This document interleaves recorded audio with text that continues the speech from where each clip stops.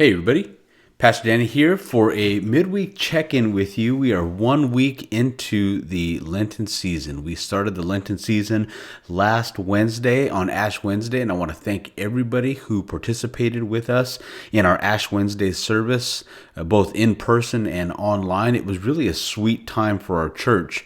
But this is just a 1 week check-in with you guys to offer you a word of encouragement, and also for me, hopefully, to get some encouragement from you. You'll notice the lighting in my office is a little bit different. The video is much darker than it usually is, and that is because the sun is out and the sun is shining through my windows, and my windows happen to be located directly behind the camera. So it does create a little bit of a different look. It's a little darker on screen because you've got some backlighting from the sunshine, but friends, I can tell you, there's no way I'm shutting my blinds this morning because seeing the sunshine is welcomed, and it is a beautiful, beautiful morning here in Oswego.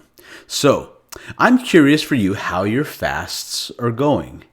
And, for those who there's different views of fasting and how you respond with it. Some will take the words of Jesus in Matthew chapter 6 very literally and will incline themselves to keep their fast to themselves. And Jesus says in that particular passage in Matthew chapter 6 to keep your fast private, to anoint your head with oil as to not give in to the temptation of hubris and pride with regards to your fast. That's really what he's aiming at there. So, but if you want to keep your fast private, that is perfectly well and good. There are others who want to make their fast public by way of encouragement from one another. We see that also in the scriptures as well, that we see corporate fast and public fast amongst communities and people know what each other are fasting from. And so in either case, you're good. But if you are willing to share how God has worked through fasting in just this first week of Lent, how you've become closer to God. I've had a couple of conversations with folks who have encouraged me, who have never really observed the Lenten season and were a little nervous, a little cautious, because of the religiosity that can be attached to it. But since then, and engaging in the practice of fasting and a time of reflection, repentance, and drawing nearer to God during this season, they have shared with me some wonderful stories of what God has done in their lives as the things that they have replaced with a regular part of whatever's a part of the regular rhythm of their lives. They've replaced that with time with God, good things, things that God has meant for them to enjoy and to experience and to have. They've fasted from those things and intentionally set time aside with God, and they've shared with me. It's been a sweet time of fellowship with them and the Lord. And, one of the things about fasting that's very, very important is it shows a separation and distinction from this world. I'm reading a wonderful devotional book that I would commend to you that you can either pick up now and just pick up wherever we are in the Lenten season, or you can pick it up for next Lenten season. It's a book by Paul David Tripp called The Journey to the Cross, and it's a 40-day Lenten devotional book. It's been a wonderful experience going through this book. I love Paul David Tripp as an author, and I want to read for you something from today's Lenten devotional. Paradise is the constant hope of all of us. It is hardwired within us. We tend to look for it everywhere. Our vain search heaps piles of disappointment on us.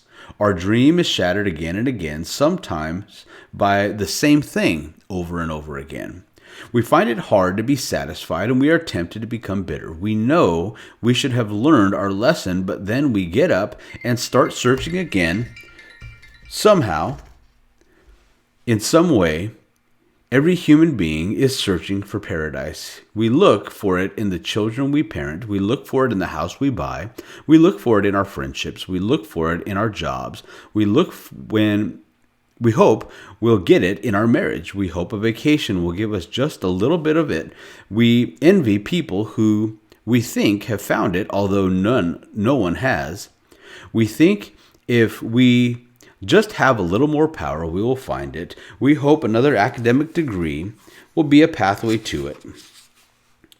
We move to a new city, hoping more of it will be there than it was in the last. We hop from church to church, hoping we will find it there. We're emotionally exhausted, but we keep searching. Paradise in this world, as it was meant to be, everything in order, nothing threatening anything or anyone else, perfect harmony between God and humanity. No sickness, no suffering, creation and creator in perfect cooperation, all needs met, all balanced, hearts, minds, not only pure, but content. We were created for such a world, but like a beautifully designed piece of pottery that's been knocked to the floor, paradise has been shattered to smithereens. Between the already and the not yet, we simply won't get it. In any situation, location, or relationship, anything remotely close to the stunning, perfect beauty of paradise. And Tripp goes on to tell us that in the Lenten season, our response should be to recognize during this season paradise lost. The things that we long for in this world that continue to dissatisfy us, that during this Lenten season, this is an opportunity for us to mourn the reality of what we see in this world. Imagine Jesus as the creator of this world. He created everything to be and intended to be a certain way. And then he comes to earth and sees firsthand in human experience what has happened to the world he created and the world that he intended it to be, being like that piece of broken pottery, shattered to the ground. And what he does is he dies for us in order to restore us back to eternity, back to paradise. Friends, this is our longing during the Lenten season. This should be the emphasis for us as we look in our fasts and in our times of reflection, in our times of repentance. The cost necessary to restore us back to paradise was the very cost of the blood and body of the Son of God. And so I want to encourage you today as you continue in the Lenten season, as you continue to fast, as you continue to seek the Lord during this time, that you don't fast in vain.